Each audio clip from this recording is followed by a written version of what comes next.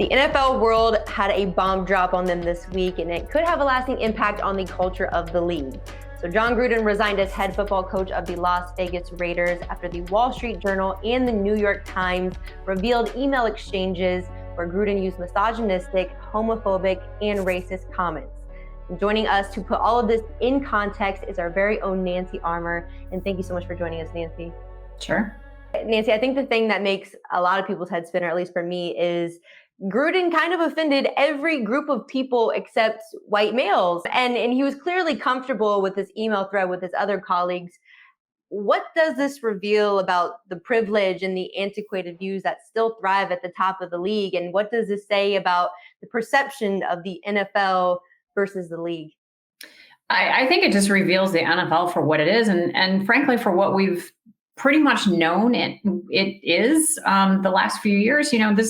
If we go back to, Colin Kaepernick and the reaction to his protests, there was a vehemency to the vitriol and the criticism that wasn't just about the protests. It was about the fact that a Black man was having the audacity to do this. Mm-hmm. And, I think you see with the emails from Gruden and Bruce Allen, who is a team executive, that this is a language they're comfortable in doing. It's been, I don't want to say illuminating, and it's not surprising, disappointing for sure, the reaction that there's been to Gruden. Jerry Jones said, basically was saying that he knows the people involved in the emails and that they presented the game in a really good way. Well, that doesn't excuse the fact that they were racist, misogynist, homophobic, transphobic, every other kind of bigotry you can imagine. Yeah. It just goes to show that this is, if people in the league don't think this way, they're okay with others thinking this way. And Jon Gruden seemed like this larger than life character, this TV analyst. And I mean, I'm not trying to put the cart before the horse, but are we ever going to see him as a coach again? And what is his legacy now? I can't imagine it. First of all, these emails came from the league. That's the only place that they could have come from. So somebody in the league wanted him out. So if that's the case, then he's not coaching in the NFL again. And I think even, colleges would know that he's way too toxic to be considered.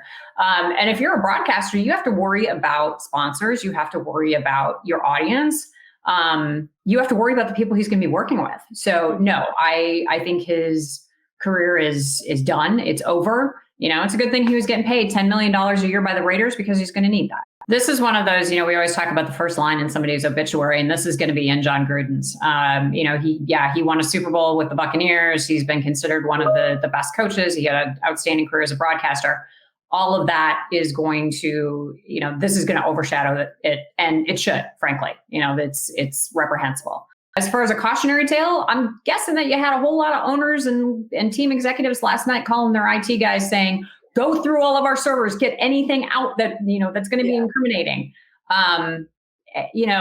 Unfortunately, this is going to cause people to go underground. I don't know that it's going to change hearts and minds. I think it might just make people a little bit more cautious about who they're spewing this kind of stuff to. Thank you so much for joining me, Nancy. And diving further into this topic, we have someone who's very familiar with the Raiders organization and Jon Gruden, our very own Jarrett Bell. So Al Davis always promoted inclusivity, and you know that family pretty well. How much did the front office really know about this ahead of time? And do you think they actually know the real Gruden?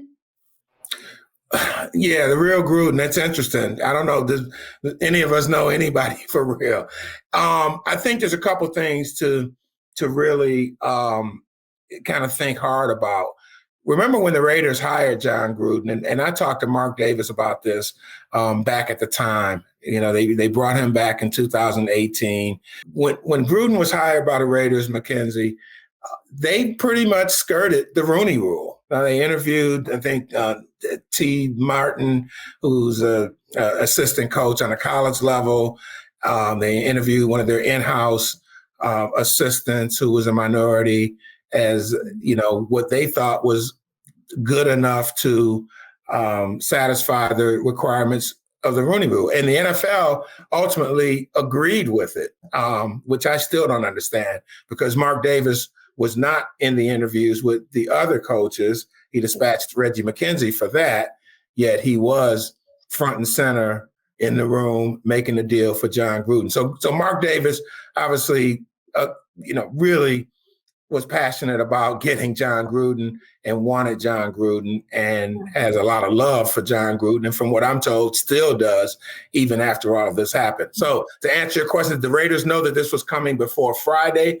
I have not heard that, which is kind of stunning too, because when you think about this NFL investigation, who had the information, which you would assume it's the league office, you might have thought that some of that would have been passed along to the Raiders owner before Friday. But from everything that I know right now, the Raiders, this hit them too, like a ton of bricks. And these emails came about because of an investigation into the Washington football team's organization. Who else could be implicated, and how is the league going to handle this moving forward?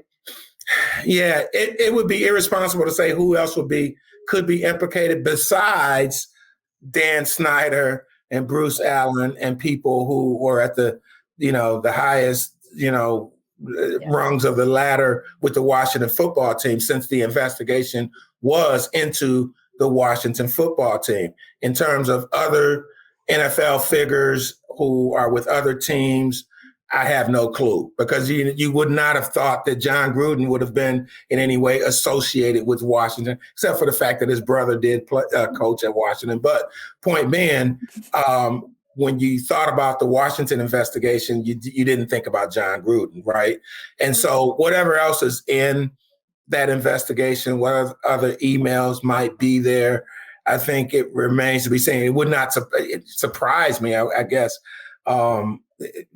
considering what's happened with Gruden, that, anybody could be implicated. Hey, sports fans, if you want to watch more sports seriously, be sure to check out these clips right here. And make sure you're subscribed to the channel to see all the great content from us here at USA Today Sports.